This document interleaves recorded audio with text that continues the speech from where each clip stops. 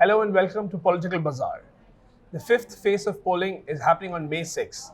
To discuss the four phases and the phases ahead, with me I have Gaurav Choudhary, the Deputy Executive Editor. Thank you, Gaurav, for coming on Political Bazaar.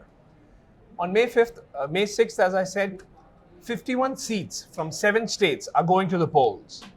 Gaurav, let's talk about the four phases that have finished so far. How do you see it so far, the whole? Well, in the fourth phase was probably a point of inflection so far as UP is concerned, because the BJP now enters its home stretch. Of these 51 seats, 14 seats are in Uttar Pradesh. 12 of these 14 seats BJP is defending. Yes. The only 2 seats that the BJP is not defending are Amethi and Raebareli, where Congress President Rahul Gandhi and former Congress President Sonia Gandhi are contesting. So the stakes are high for the BJP. They have to be able to retain an extremely high strike rate in Uttar Pradesh. Likewise, Rajasthan, the elections will end in the fifth phase, and 12 seats are going to polls in the fifth phase. 12 of the 12 seats that Rajasthan in 2014, please remember, they had a 100% strike rate. They swept Rajasthan with 25 upon 25 seats. 13 seats, the polls have already taken place. The remaining 12 seats, BJP again will have to defend like the previous one. It's not going to be that easy, because retaining a strike rate of 100% in any state with some degree of anti-incumbency and other associated factors is probably going to it's going to affect BJP in some manner. The strategy for the BJP, or what the BJP managers would be hoping for, is to cut losses. Let me give you a breakup of the 7 states, the 51 seats that's going. It's 5 in Bihar, 2 in Jammu and Kashmir, the Anantnag seat which has gone to polls over 3 phases, and you have Ladakh. Jharkhand 4 seats, Madhya Pradesh 7, Rajasthan 12, Uttar Pradesh 14, and West Bengal 7. Let me talk about West Bengal. 7 seats. We've seen a lot of violence on this one, and this time, from this phase on, there will be no state police in the polling booths. You think this could actually, in a way, as the BJP and many people are saying, could actually level the playing field? Yeah, I mean, that's what the BJP would be hoping for. And West Bengal, like Uttar Pradesh, the elections are spread across the entire seven phases. But let's remember, of these 7 seats that are going to polls in the fifth phase, 3 are predominantly urban constituencies like Hooghly, Howrah, and Barrackpur.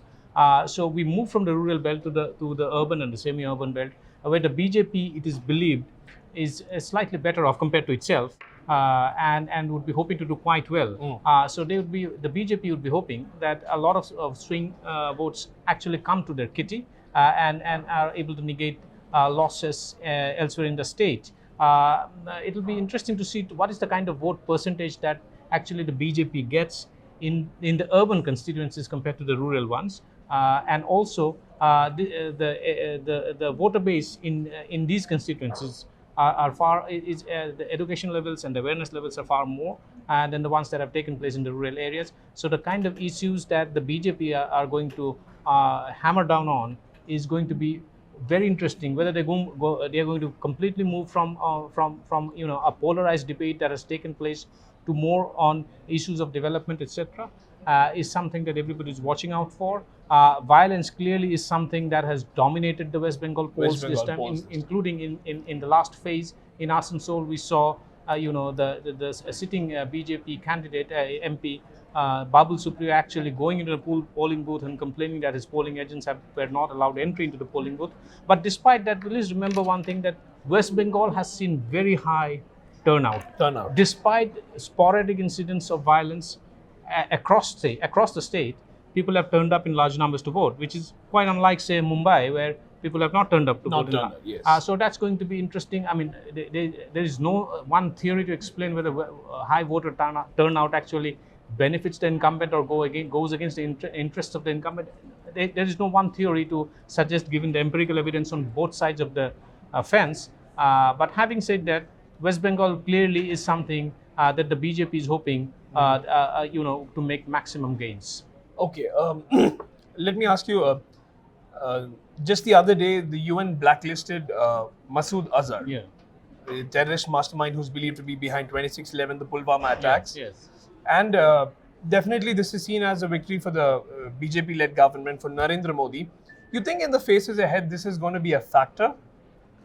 Clearly, BJP is going to, go to town claiming credit for it. And it comes at a time which probably benefits the BJP because it helps them actually create the narrative of a very strong government, Yes. Which they've been trying to create over the last phases and also in the run-up to the beginning of the Lok Sabha polls. Maulana Masood Azhar banning by the UN clearly comes at a time, fits perfectly into the narrative that the BJP has been building. If, say, for instance, in a seat like Barabanki that is going to polls in the 5th phase, and if you have seen the rallies that people have attended and the kind of the issues that the BJP has trying to hammer down.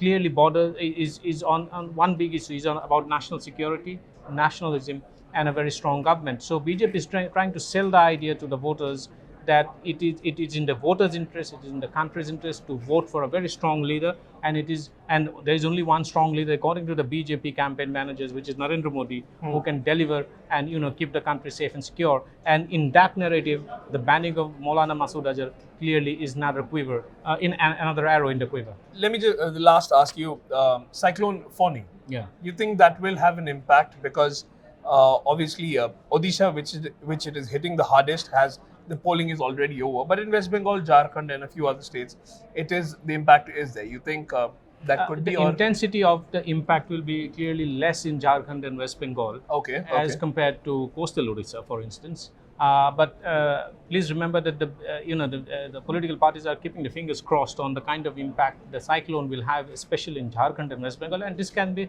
seen from the fact today, for instance, the BJP president Amit Shah had 3 rallies scheduled to take place in Jharkhand. All 3 were cancelled because of the cyclone and the impact that it would likely have. But both the administrations of these state governments as well as political parties would be hoping that the cyclone would pass by the time polling takes place on Monday. Okay.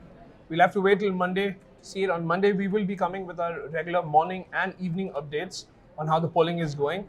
But as Gaurav was saying, though it is 51 seats in 7 states, they are important for the BJP. If you could say this is the last lap, and of the 14 seats, BJP should 12. It has to defend almost all the seats if it needs to get its tally. For the Congress, it's important to retain the 2 seats and get more. The Mahagathbandhan is an equation here. UP, as always, will be a focus point for us. That's all for us from now. Thank you, Gaurav, for coming. For more news and updates, stay tuned to moneycontrol.com.